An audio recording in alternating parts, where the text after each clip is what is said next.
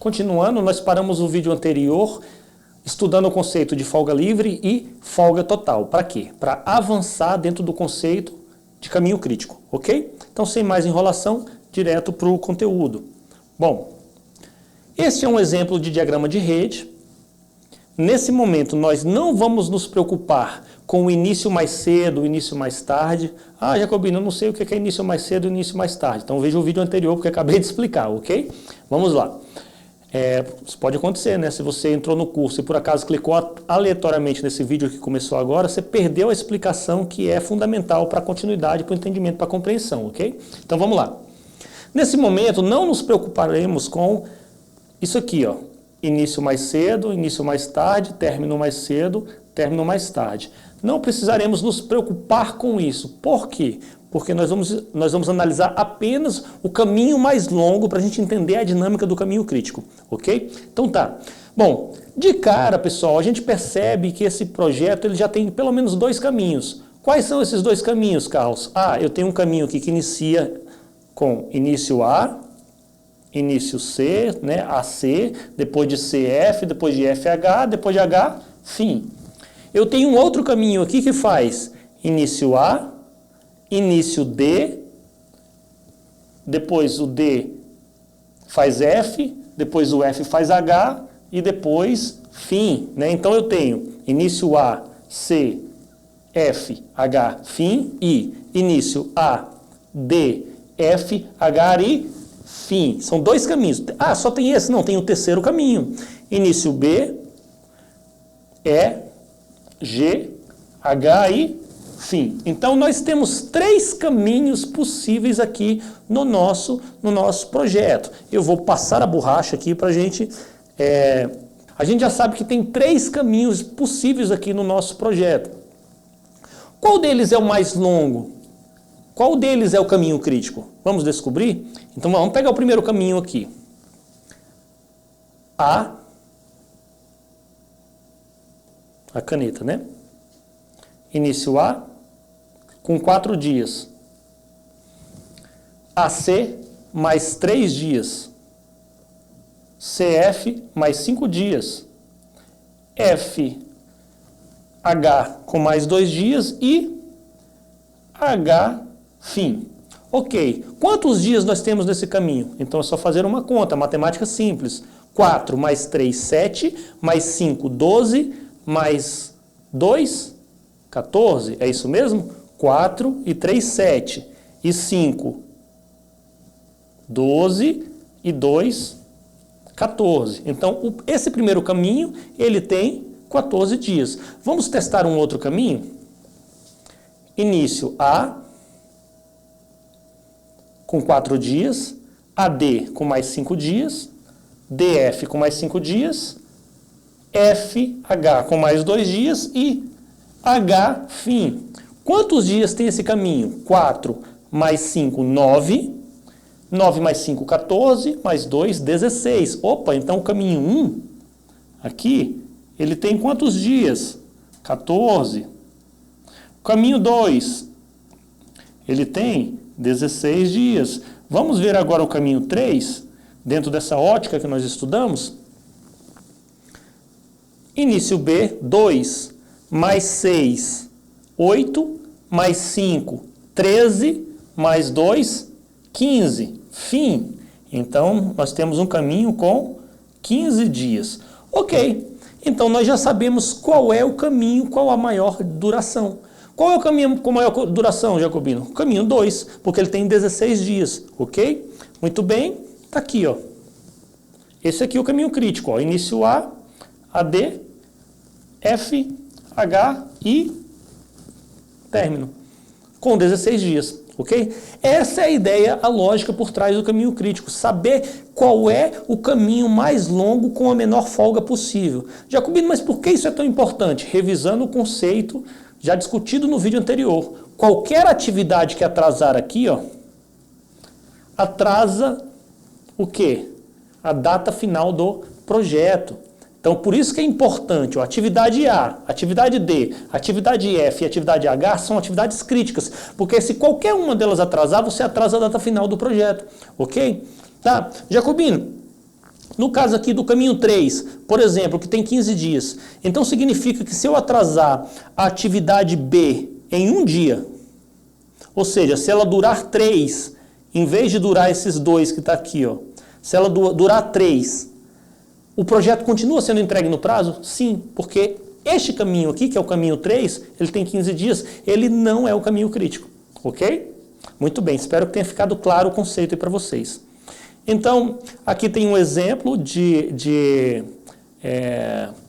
como você vai receber as atividades no dia a dia, e aí você vai ter que transformar isso em diagrama de rede. Na prática, quem vai montar aquele diagrama bonitinho é o computador. Você só tem que entender isso. Por exemplo, vamos analisar aqui este caminho. Veja bem, ele inicia com a atividade A, e você já, que dura 8. A atividade A tem uma duração de 8 dias. Então você já sabe que A é a primeira atividade, por quê? Porque ela não tem nenhuma predecessora. Ou seja, do início já vai para ela. A atividade B, ela acontece depois de A. Carlos, como é que eu sei disso? A atividade B, ela dura 5 dias. Mas como é que você sabe que ela inicia depois de A? Porque A é predecessora dela. Ah, legal. Então quer dizer que C também começa depois de A, C não começa depois de B? Aqui C não começa depois de B. Por quê? Porque quem é a predecessora de C? É A. A é a predecessora de C. Então nós temos aqui uma situação em que tanto B quanto C tem A como predecessora. Ok? Essas duas atividades aqui, ó, elas têm a atividade A como predecessora. Ah, legal. E como é que continua essa historinha, Carlos, para se transformar num diagrama de rede? Ah, você sabe a atividade D? A atividade D, ela tem B como predecessora. Olha aqui, ó. Então, na hora que você estiver desenhando o cronograma, primeiro vem B e depois vem quem? VD. E a E? A E inicia depois de C. Entendi. Legal. E a F, Carlos? A F é a última atividade. Agora, o que é interessante aqui a respeito de F, que dura 7 dias?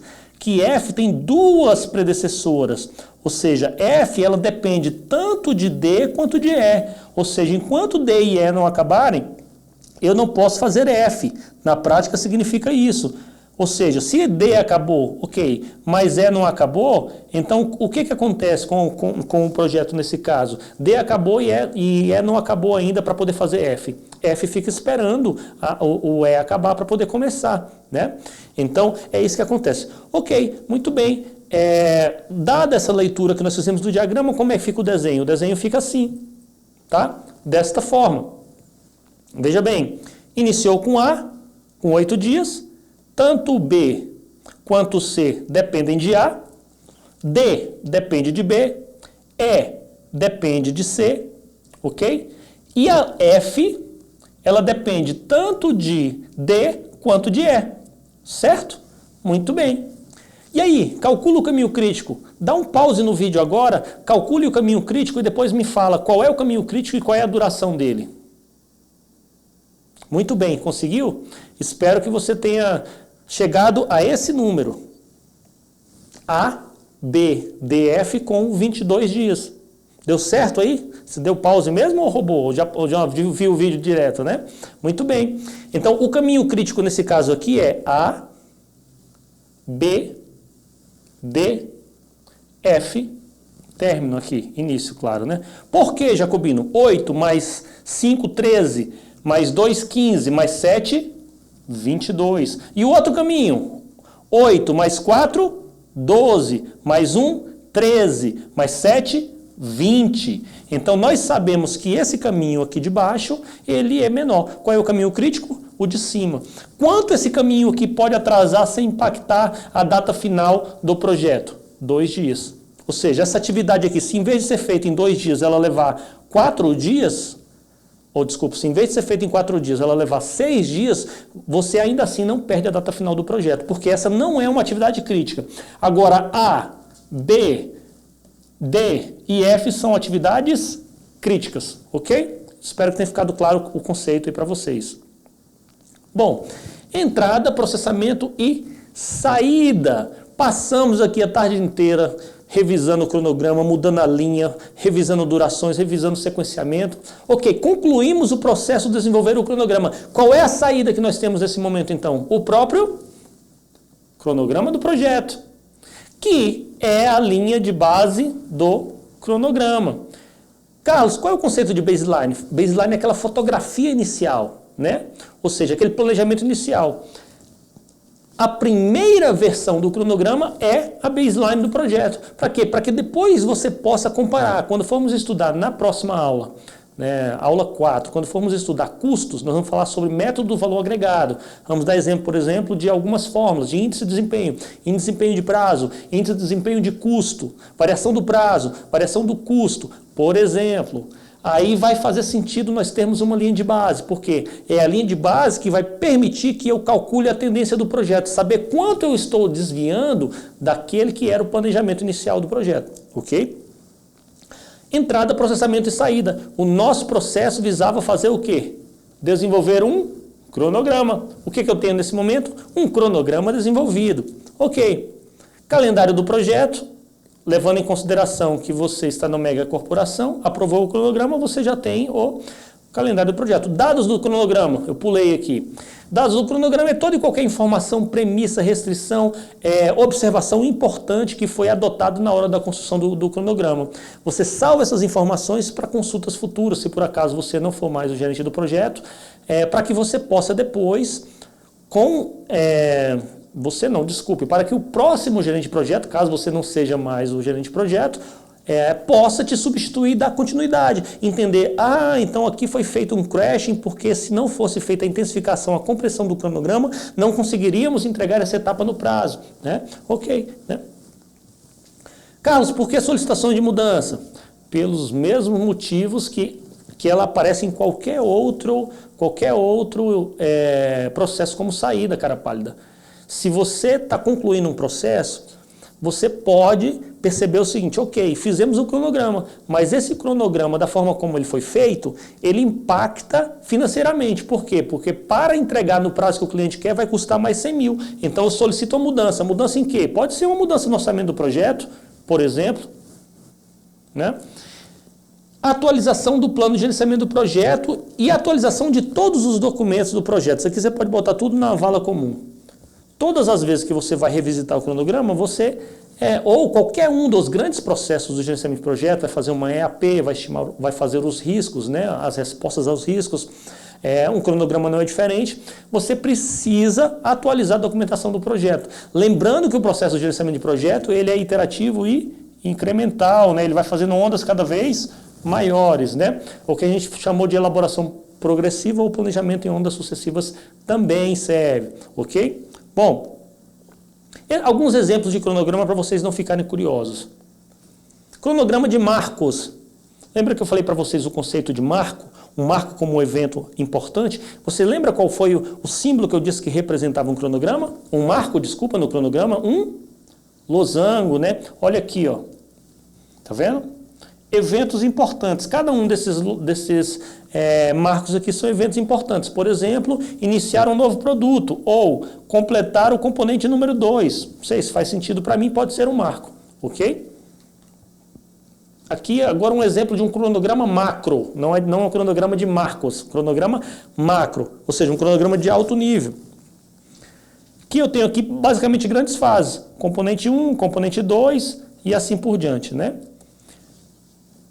Cronograma detalhado. Aí o cronograma detalhado a gente entra, tá vendo? Subatividades, ó, 1.1, 1.1, 1.1, 1.1, 1.2, ou seja, 1.3, 1.1, 1.3, tá vendo aqui? Esse tipo de cronograma é o que nós vamos ter no final das contas como a versão final da sua linha de base do cronograma, ou seja, a sua linha de base de tempo, né? Eu gosto dessa definição, apesar do PMBOK ter mudado agora a área de conhecimento de gerenciamento do tempo para gerenciamento do cronograma, ok? Bom, gente, com esse vídeo nós fechamos a aula 3, fechamos o gerenciamento do tempo. No próximo vídeo nós vamos utilizar, o gerenciamento do cronograma. Isso mudou, eu ainda não me acostumei com isso, né? No próximo vídeo nós vamos estudar o gerenciamento dos custos do projeto, ou seja, gerenciamento do orçamento, da parte financeira do projeto, das estimativas e dos orçamentos que envolvem dinheiro, tá bom? Da orçamentação. Até lá, grande abraço, professor Carlos Jacobino.